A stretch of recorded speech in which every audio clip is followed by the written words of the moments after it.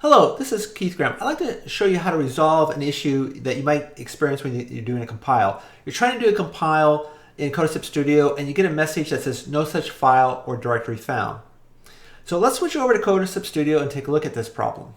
Now I'm in Codasip Studio and you can see that I have both a processor project, my IA RISC V32i, and I have my assembly project. Now if I come and try to compile, I'm going to get this message down here that says no such file or directory.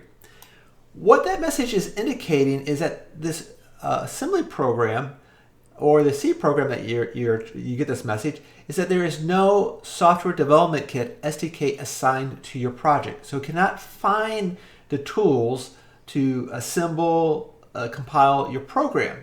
So to resolve it, this is quite easy. We need to go to select Assign SDK.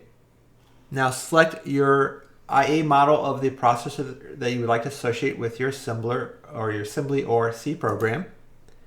And since this is an assembly program, I need to actually specify in the configuration of the compiler no startup or standard libraries. I'm going to click Save on it. And once I finish saving that, I'm going to actually show you that it will compile.